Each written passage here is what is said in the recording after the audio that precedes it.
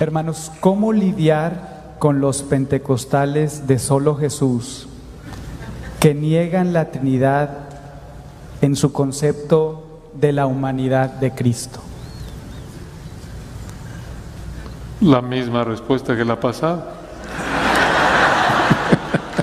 Lo que dijo Miguel, hablando la verdad en amor, no puedes ser cristiano si niegas la deidad de Cristo y la Trinidad, como estas personas.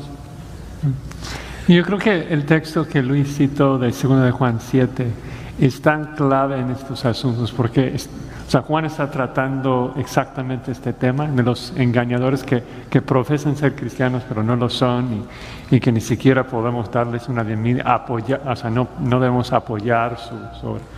Porque la frase como Juan lo pone, de que para ser salvo, para ser un evangélico, uno necesita confesar que Jesucristo ha venido en carne, esa frase engloba tanto la deidad como la humanidad de Cristo. Obviamente cuando dice que ha venido en carne, pues ahí tenemos la completa humanidad de Cristo. Entonces, si alguien niega la Trinidad, obviamente no puede abrazar la completa humanidad de Jesucristo. Cuando Jesucristo está ahí en el huerto orando a su Padre, ellos tienen que, el término teológico es sabelianismo, de que ellos tienen que negar la completa humanidad de Cristo, porque ¿con quién está hablando Jesús? Si Jesús es Padre, Hijo, Espíritu. Entonces dicen que es la humanidad de Cristo que está hablando con su deidad, y entonces no tenemos una sola persona con dos naturalezas. Pero regresando al 2 de Juan, tenemos la otra parte que dice que Jesucristo ha venido. ¿Tú has venido a este mundo? No, nosotros empezamos nuestra existencia acá. Jesucristo es la única persona en la historia del mundo que ha venido al mundo. Esto argumenta, habla de su preexistencia como Dios. Es un versículo que claramente enseña tanto la deidad como la humanidad de Cristo, y es cuestión, como han comentado mis hermanos, de entonces hablarles esta verdad en amor. Pero yo solamente tal vez agregaría lo que Salomón nos dice en Proverbios 26, de que tantas veces, yo no sé, en particular pastores, gente que ha estudiado en un seminario, queremos como dialogar, queremos ganar el argumento, mostrar que Jesús es Dios, y sacamos Juan 1, el griego, y no tiene teoría. Lo que les va a salvar es el Espíritu Santo por medio del Evangelio. Entonces, con compasión, con amor, hay que llamarles a arrepentimiento, y decirles, sé que tal vez con buenas intenciones andas aquí casa por casa, pero no vas a ganar el favor de Dios haciendo eso. Hay una sola persona que puede ser tu Salvador, y llamarles al arrepentimiento y fe en Cristo. Y el punto de Salomón en Proverbios 26 dice, si estás ahí combatiendo con un necio, te vas a terminar como él, necio. Entonces, en amor, explícale el Evangelio, muéstrale la compasión de Cristo. Yo creo que hay una diferencia enorme entre tratar de ganar el argumento y tratar de ganar el alma. Yo creo que muchas veces estamos tratando de ganar el argumento en vez de tratar de ganar el alma por medio de la exposición de la verdad. Pero en el caso de aquellos que niegan la humanidad de Cristo, que creo tenía que ver con eso la pregunta, yo creo que ¿qué es lo que necesitan entender? Es la necesidad de que el Hijo de Dios, la segunda persona de la Trinidad, se hiciera hombre para que viniera a representarnos, y poderle explicar entonces la necesidad de cumplir la ley a la perfección, de que el que muriera en mi lugar pudiera ser completamente sin pecado, pero tenía que ser hombre, porque es a mí que me está sustituyendo en la cruz, es a mí que me está representando en la cruz, es mi culpa que está cargando. Y por tanto, si ellos pudieran entender la obligatoriedad de la humanidad de Cristo para venir a representarnos a nosotros, el Dios hecho hombre, quizás eso le ayude a entender por qué Cristo tenía que ser verdadero Dios y verdadero hombre, 100% Dios, 100% hombre. Quizás es esa doctrina la que ellos necesitan la encarnación de Cristo es la doctrina que ellos necesitan quizás llegar a comprender, la necesidad de la encarnación de Cristo, la famosa obra creo que de Anselmo, The God Man, el Dios hombre, y la necesidad de la cruz. Hace 1000 años de esa obra, o sea, que se escribió precisamente porque ninguno de estos argumentos son nuevos, vuelven y vuelven y vuelven.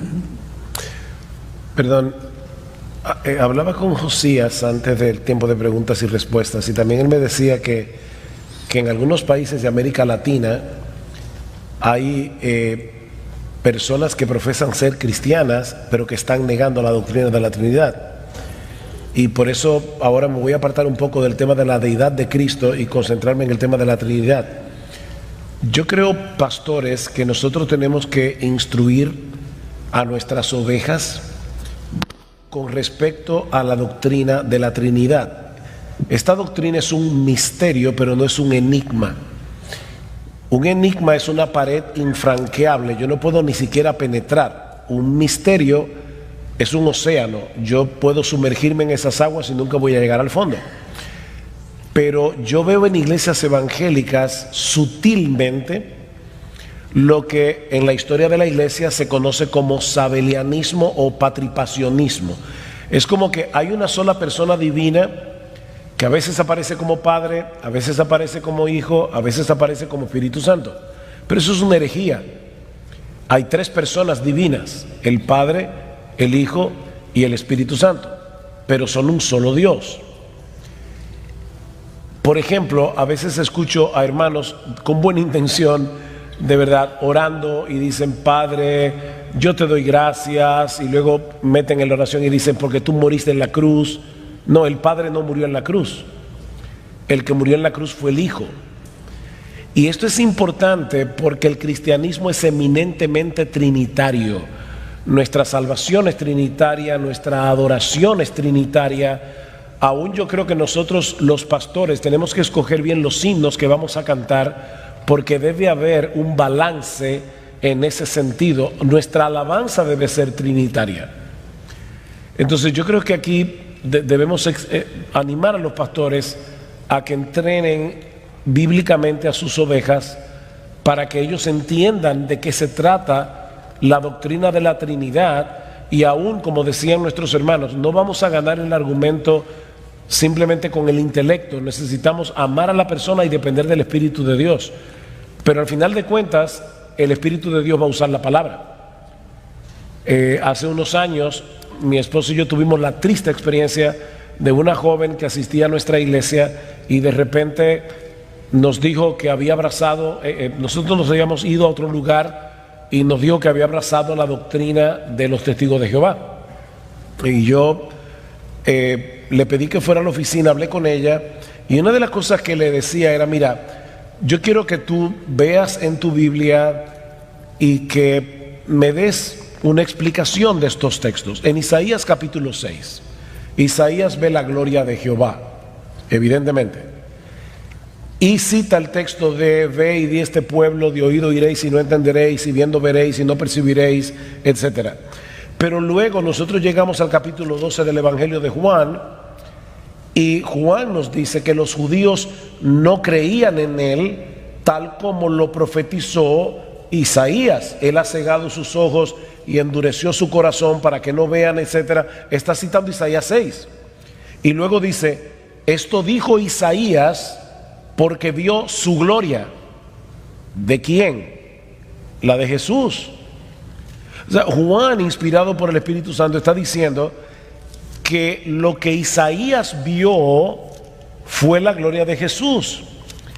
Pero luego al final del capítulo 28 de Hechos, dice que el apóstol Pablo le cita el texto de Isaías a estos judíos en Roma que no creían en el Evangelio, y Pablo les dice: bien habló el Espíritu Santo a vuestros padres por medio de Isaías el profeta. Y le cita Isaías 6. Así que según Juan 12, ahí estaba la gloria de Cristo. Según Hechos 28, fue el Espíritu Santo el que habló. Entonces, ¿quién es el Jehová de los ejércitos que aparece en Isaías 6 y que dice: ¿a quién enviaré, singular, y quién irá por nosotros? Las tres personas de la Trinidad. Y fue impresionante porque ella vio los textos y me dijo: no tengo respuesta para eso, pero aún así yo no puedo creer en la Trinidad. Entonces ya aquí tenemos un problema, porque tú estás citando la Escritura, estás mostrando la Escritura y no está haciendo ningún impacto. Nosotros comenzamos a orar por ella y sorprendentemente 6 meses después le dio un derrame fulminante y murió. Y fue una historia que nos marcó, porque nosotros le teníamos aprecio a esta joven. Y no estoy diciendo fue un castigo divino, yo no estoy entrando en ese tema, no estoy interpretando la providencia. Estoy simplemente diciendo, hay argumentos en la Biblia de más, pero debemos compartirlos en amor y depender del Espíritu de Dios, porque los argumentos por sí solos, no importa cuán buenos sean, porque yo encuentro este argumento muy poderoso, no van a convencer a nadie. Por sí solos no.